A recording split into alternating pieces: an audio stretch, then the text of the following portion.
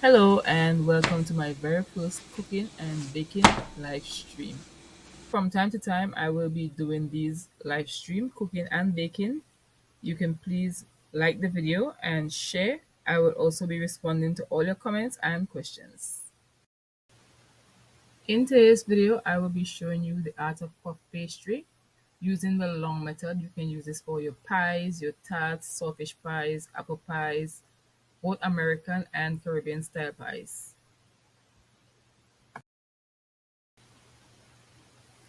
To the dry flour, I am adding salt and butter. This is 3 tablespoons of butter. I'm gonna break up my butter with my hands.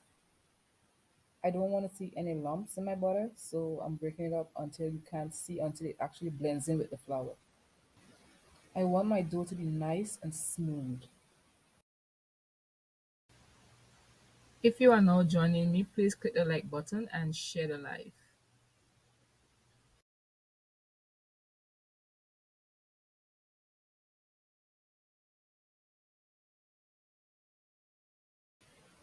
I'm gonna go in with some ice cold water, and I'm gonna add my water gradually.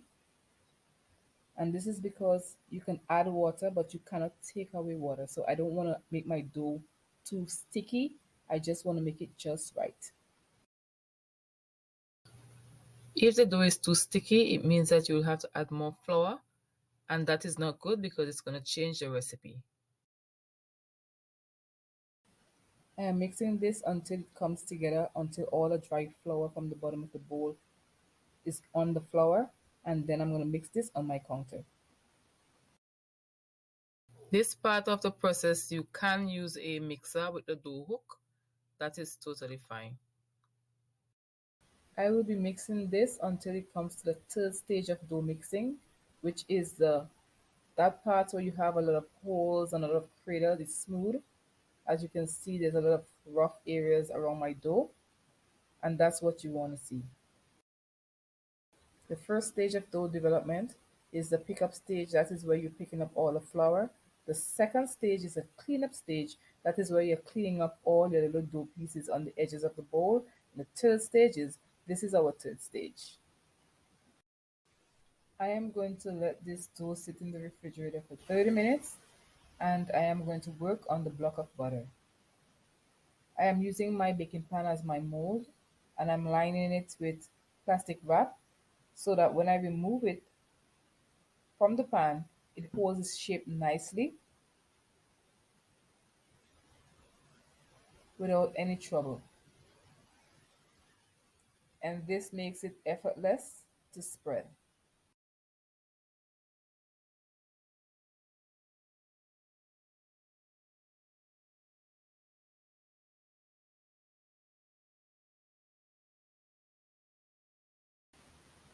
This seems to be too much work for my spatula, so I am going to go in with my hands.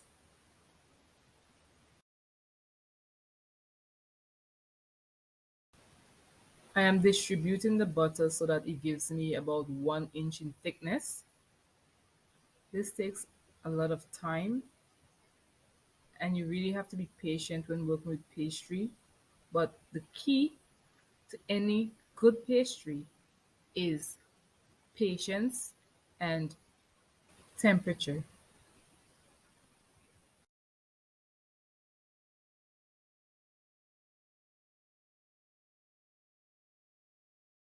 I am just gradually pressing everything in and seam out my edges to make sure that I have some nice straight neat edges. Whenever I work, I like to work very neat and very clean. Push all the plastic wrap in there as well. Press everything down. Don't be afraid. If it's your first time, it's fine. Just be very, very patient.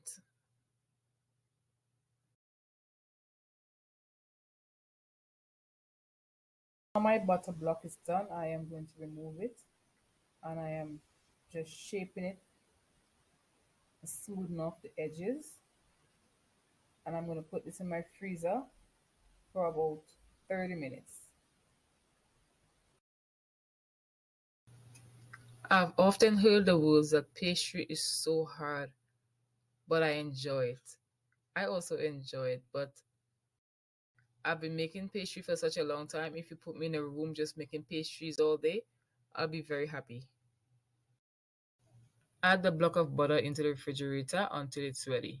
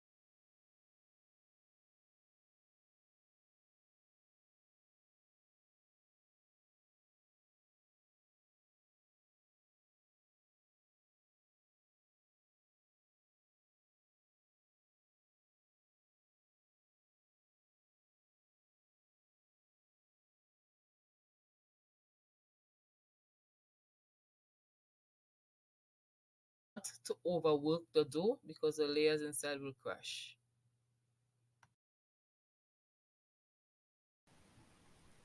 I am going to place the butter on my dough as a square and not to match the diamond.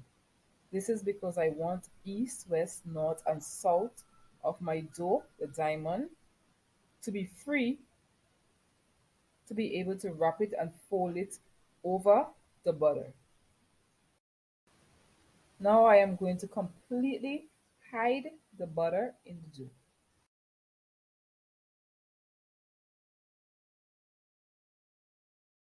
If there is any piece of butter that is showing after you've done this, you want to make sure that you stretch the dough slightly and cover it completely because the butter will seep out.